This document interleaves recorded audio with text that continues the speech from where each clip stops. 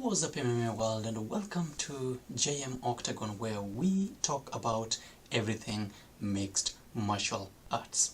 From fight analysis, fight news, breaking news, name it, you can get it right here. Now, before we even continue, I would like you to please subscribe to this channel so that you don't miss any of our content that will be airing each and every week. Now, a lot of things have been happening in the world of MMA. We had Vicente Luque lose to Muhammad, Belal Muhammad. We had AJ McGee lose his belt to Pitbull. A lot of exciting things have been going on. Now, here is the most exciting thing coming. Jon Jones is coming back. Dana White has confirmed. Now, if Dana says something, depends on how the negotiations are going to be, but I'm confident that Jon Jones is going to be back and we get to see him again in the octagon. What excites me the most is that he's coming back at a new weight class, an area where he has not fought before. Well, the area is definitely packed with killers. We have Stipe Miocic, we have Francis Ngannou, like top, like the creme de la creme of the heavyweights. And how is Jon Jones going to hang with these crazy bangers? We're going to break that. We're going to break that. But some of the most exciting fights, and Stipe himself said that he can only fight two people, and that is Francis Ngannou, who is currently out on a medical leave. He's sick, and Jon Jones. Those are the only two fights that kind of make sense to him, kind of make sense to the fans anyways. Like, why would you want to give Francis Miocic somebody who is ranked lower than him at this point? Unless there's a fighter that you really want to boost up on the rankings. But I mean, Stipe has done it all. This is a former champ, and he defended the belt. He fought some of the baddest guys in the division. Now, how does he rank with against Jon Jones? Or Jon Jones, how does Jon Jones rank against Stipe Miocic? It's an interesting scenario, because we've never really seen Jon Jones fight at this weight class. Now, he's bulking up. We know that he's a big boy now. Johnny Bone Jones is no longer Bones anymore. He's Johnny Muscle Bones, if we can graduate his name to that level. Now, he is bulking up, that we know, but a challenge with big muscles is that they take a lot of cardio, it takes a lot of energy, it takes a lot of air, it takes a lot of wind out of you. How is Jon Jones going to hang in this weight class with all the muscles that he's put? Nobody knows. Well, we've known for sure that Jon Jones wins fights. That is according to Dana White. I'm verbatim quoting Dana White. Jon Jones wins fights, which is a kind of a crazy proposition to say as a fight promoter, but hey, Dana White does things his own way and nobody questions that. So Jon Jones wins fights, that we know. He's got cardio to take him through all the 5 rounds, and so is Stipe Miocic. Now, here's what is interesting. How will Jon Jones fare against Stipe? We know that Stipe is kind of disadvantaged when it comes to reach, and Jon Jones is the best in MMA world today at using his range. He's tall, he's big, and he knows how to utilize that to win fights. He can poke you from a distance. He'll throw those oblique kicks. He'll throw those spinning attacks. He'll throw those jabs. His striking, his boxing is not the best. So that one definitely goes to Stipe Miocic, because Stipe can dominate when it comes to boxing. But how is Jon Jones going to handle this? And Stipe has got power too. Stipe knocks people out. Remember the fight with DC. Remember the fight with DC twice. Francis Ngannou, he didn't knock Francis Ngannou out, but the way he grinded on Francis Ngannou was insane. Of course, Jones is a wrestler, so he can't do that to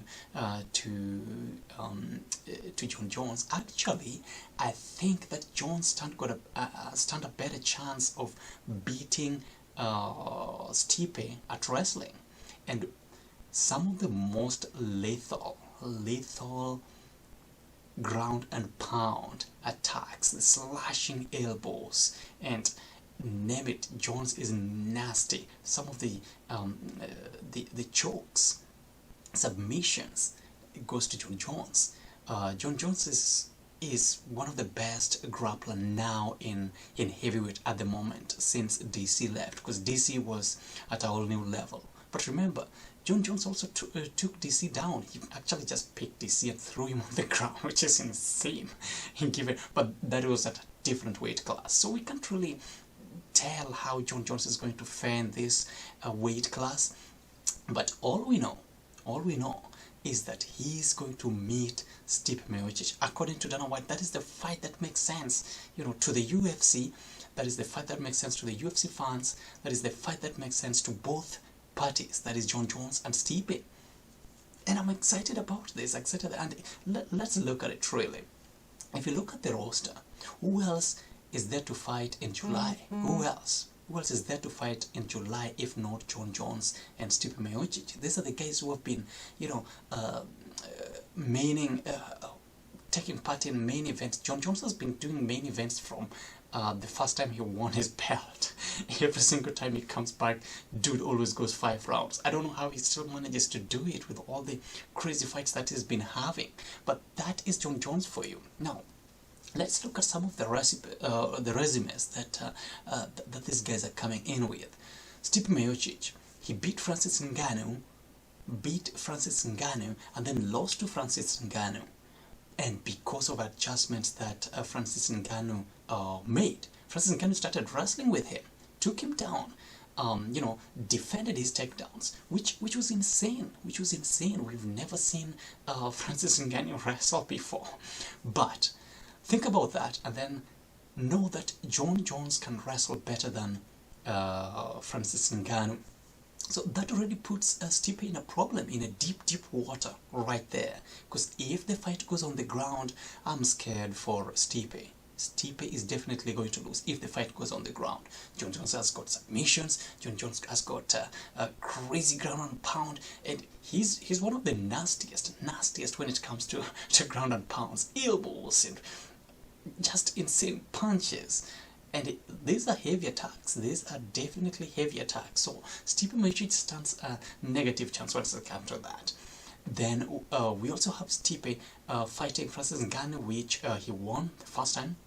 Then he also fought Junior Dos Santos, which Stipe won.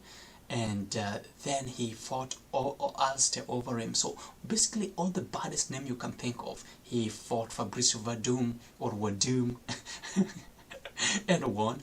But now let's look at Jon Jones' resume, how he's been faring. Well, the last two fights of Jon Jones have been lackluster, if I can say.